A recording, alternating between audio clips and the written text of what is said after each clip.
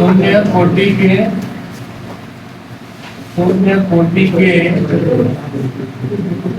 अभिक्रिया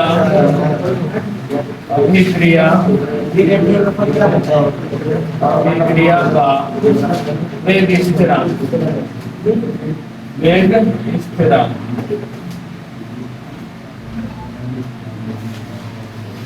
शून्य कोटि के अभिक्रिया का वेग स्थिरांक, शून्य कोटि के वेग अभिक्रिया का स्थिरांक निकालना है, मतलब के का मान निकालना। शून्य कोटि के वेग स्थिरांक मतलब के का मान,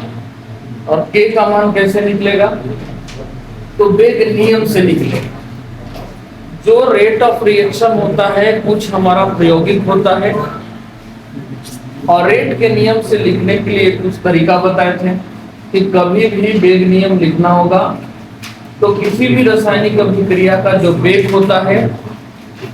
तो अभिकारक के सांद्रण के घातांक के समानुपाती है। तो अभी हमारा अभिक्रिया किस कोटि का है? शून्य कोटि का। तो घातांक कितना होना चाहिए? 0। घातांक कितना होना चाहिए? 0। तो वेग के नियम आपको हमेशा याद रखना है। तो कोई भी अभिक्रिया को हम मान लेते हैं ए बी में बदल रहा है, ए जो अभिकारक है वो पी में बदल रहा है, या हमारा आर जो होगा वो पी में बदल रहा होगा। आपको जो लेना है वो ले सकते हो। मान लो तुम्हारा सी प्रोडक्ट होगा डी में बदल रहा होगा, या कोई रासायनिक अभिक्रिया हो जैसे N2H2 रिएक्शन करके 2NH3 बन रहा हो, तो बैलेंस करेंगे तो यहाँ हम 3 से मल्टीप्लाई कर देते हैं यहाँ। तो इसमें आप इसको ले लो चाहे इसको ले लो, पर ये वाला ध्यान रखना, ये तो याद रखना पड़ेगा कि अमोनिया शून्य कोटि की अभिक्रिया होती है, तब हम ये काम कर रहे हैं, नहीं तो ऐसे नहीं कर पाते। ये हम तब कर रहे हैं जब ये मालूम है हम आर कोई प्रोडक्ट, आर कोई रिएक्टेंट है प्रोडक्ट में चेंज कर रहा हो, ठीक है, ये बदल रहा हो, कोई ए बी में बदल रहा हो, ठीक है, तो ऐसे चेंज करता हो तो उसको बोलते हैं शून्य कोटि की अभिक्रिया। और अभिकारक को हमेशा, अभिकारक होगा तो निगेटिव साइन से लिखेंगे क्योंकि इसकी सांद्रता कम होती है, तो ये होगा निगेटिव साइन से। तो वेग नियम से क्या लिखेंगे? वेग नियम से dr बटा में dt समानुपाती r का पावर 0, ठीक है। चूंकि ये अभिकारक है तो निगेटिव साइन देंगे, निगेटिव साइन दिया जाएगा, निगेटिव साइन दिया जाएगा। अब इस निगेटिव साइन की जगह डी का आर का कंसंट्रेशन है बटा में dt, ये कांस्टेंट देते हैं के, आर का पावर है 0, 0 मतलब कितना है? dr बटा में dt, ये हो जाएगा k × 1 माइनस dr का कंसंट्रेशन बटा में dt, ये हो जाएगा k। इस माइनस साइन को हम हटा देते हैं और इधर लेके चले जाते हैं, dr का कंसंट्रेशन माइनस k dt हो जाएगा, k dt हो जाएगा। अब इसको दोनों तरफ इंटीग्रेट कर दो, इंटीग्रेशन ऑफ dr का कंसंट्रेशन और इंटीग्रेशन ऑफ माइनस के कांस्टेंट है, ये dt हो जाएगा। और तो dr माइनस के dt तक, ठीक है, यहाँ तक ये इंटीग्रेशन, और ये माइनस साइन को इधर, दो चीज एग्जाम में आपको कंफ्यूजन होगा, इस माइनस साइन को कहाँ रखें? तो इस माइनस साइन को ले जाना है इधर हमेशा, चाहे वो शून्य कोटि की अभिक्रिया निकाले या आप निकालिए प्रथम कोटि की अभिक्रिया का वेग स्थिरांक, दोनों में माइनस साइन को उधर ले जाना है। दोनों को उधर ले जाना है हमेशा। तो dr और ये k dt हो जाएगा, माइनस k dt हो जाएगा। हम इसको इंटीग्रेशन करेंगे तो क्या होगा, ये r हो जाएगा और ये माइनस k t हो जाएगा, अब प्लस में c हो जाएगा, इंटीग्रेशन c हो जाएगा, ठीक है, ये c हो जाएगा, क्या हो जाएगा, c हो जाएगा। अब इसको क्या करेंगे, r जो वैल्यू होगा, ये देखिए, अब r टाइम यदि t होगा तो कोई भी रिएक्टेंट प्रोडक्ट में चेंज होगा, मतलब शुरुआत में जो वैल्यू रखेंगे वही होगा हमेशा, क्या होगा, हमेशा वही होगा। तो r का जो वैल्यू होगा वो r नॉट हो जाएगा, t बराबर 0 तो क्या होगा, r नॉट हो जाएगा, r नॉट हो गया, ये बराबर माइनस के गुना 0 प्लस c बराबर r नॉट हो जाएगा। यहाँ पे वैल्यू पुट कर, r बराबर माइनस के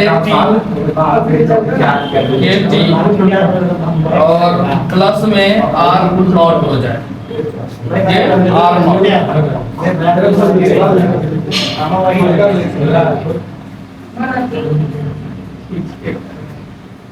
इसको इधर ला दीजिए,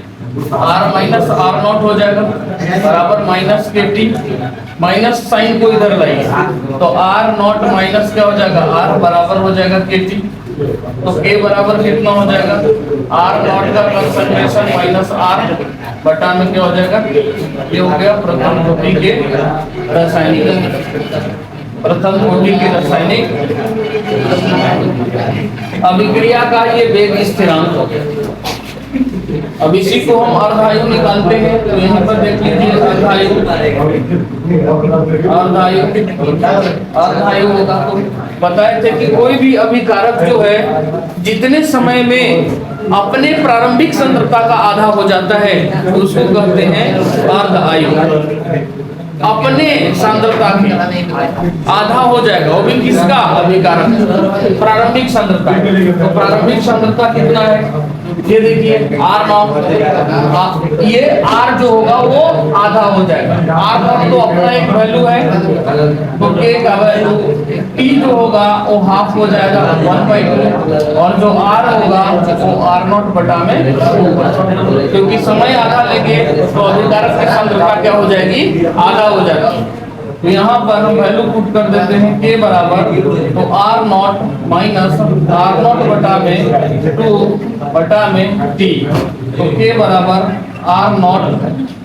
बटा में हो जाएगा 2 और इंटू में हो गया t, तो ये c कितना रखेंगे, t 1/2,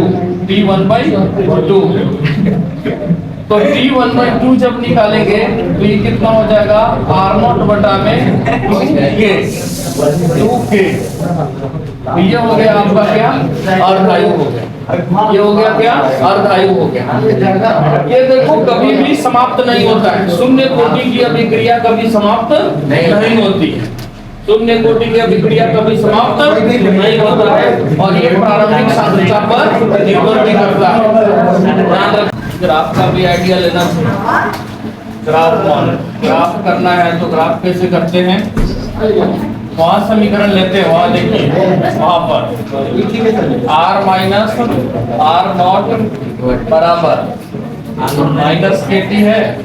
तो इसको हम लेके चलेंगे r बराबर माइनस के टी प्लस r नॉट लिख सकते हैं, y बराबर फॉर्मूला होता है mx प्लस t, तो इसकी ग्राफ जो होगा आ रहा है ना,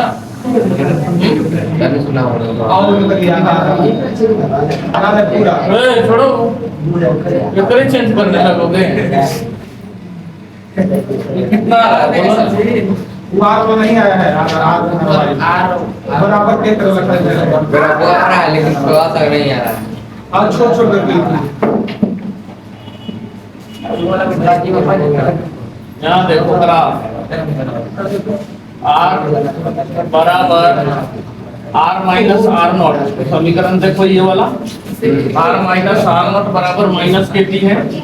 माइनस के टी हो जाएगा ये, तो ये आर नॉट इधर लेके चले जाओ, तो आर बराबर क्या हो जाएगा माइनस के टी प्लस आर नॉट का कंसंट्रेशन, ये समीकरण होता है y बराबर mx प्लस सी का ग्राफ होता है। m यहाँ पर कंपैरिजन करोगे तो क्या है माइनस के है, टी वेरिएबल है इसके अनुसार चेंज होगा, तो ये माइनस के है तो इसका ढाल क्या होगा, हम ग्राफ ऐसे खींचेंगे कि ऐसे आएगा, नीचे अगर ढाल तो ये निगेटिव है तो ढाल यहाँ पर समीकरण ऐसे आएगा, यही जो ढाल है वो ढाल कितना हो गया माइनस के, और सी का जो वैल्यू है वो आर नॉट है यहाँ पर, और यही आर नॉट किसमें चेंज करेगा आर नॉट, तो यहाँ पर ये जो वैल्यू है आर आता है, और ये समय और अभिकारक के बीच में हम ग्राफ हैं, तो ये हो गया आपका शून्य कोटि की अभिक्रिया का ग्राफ। ये देखो माइनस से ढाल इसलिए माइनस होगा, प्रारंभ में अभिकारक आई सटेगा नहीं, ये कभी सटेगा नहीं, सटेगा तो गलत हो जाएगा। शून्य कोटि की अभिक्रिया कभी समाप्ति नहीं होती है, जैसे अमोनिया, अमोनिया ये जो आपको दिए हैं एग्जाम्पल, ये अमोनिया दिनों भर बनते रहेगा और फिर ये अमोनिया जो है नाइट्रोजन हाइड्रोजन में चेंज होते रहेगा ना, कभी अभिक्रिया समाप्त नहीं होता है, और ये अभिकारक के प्रारंभिक सांद्रता पर निर्भर करता है। ठीक है, देख लो अर्ध आयु जो है प्रारंभिक सांद्रता पर निर्भर करेगा, साथ में वेग स्थिरांक के समानुपाती। अब देखो प्रथम कोटि की अभिक्रिया,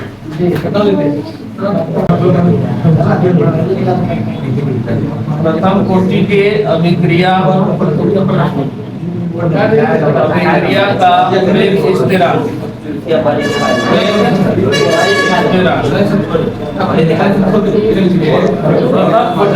अभिक्रिया का वेग स्थिरांक, इसमें क्या करेंगे वेग नियम से, वेग नियम से ये माइनस डी आर का कंसंट्रेशन बटा में आर यदि टी में कन्वर्ट कर रहा है, डी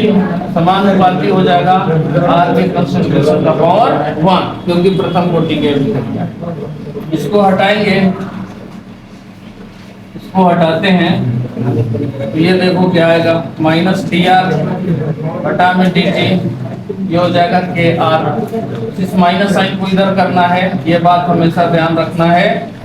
यदि ये आप भूल करते हैं तो फिर आगे जाके दिक्कत होगी। कंसंट्रेशन हमेशा लिखते चलेंगे, और इसके बाद ये डी आर और ये आर को इधर ला दीजिए, और माइनस में डी टी को इधर रखिए, इसका इंटीग्रेशन करेंगे तो डी आर का कंसंट्रेशन बटा में आर बराबर में माइनस के डी टी हो जाएगा, ये हो जाएगा लॉग यहाँ पर आर, और ये हो जाता है के डी टी प्लस में सी, प्लस में सी। अब प्लस में सी जो होता है ये वैल्यू, ये देखिए यदि टाइम आप 0 लेते हो तो सी का वैल्यू जो होता है लॉग आर नॉट लेते हैं, log are not, log are not लेते हैं, क्योंकि उस टाइम में अभिकारक में कोई परिवर्तन नहीं होता है जब समय 0 होता है, समय 0 हो गया तो लॉग यहाँ पर आर, और ये हो जाएगा के टी, माइनस में है माइनस माइनस के टी, और ये प्लस लॉग आर नॉट, जब टी कितना हो जाए 0 हो जाए, ये 0 हो गया तो लॉग आर हो जाएगा बराबर, ये हो जाएगा लॉग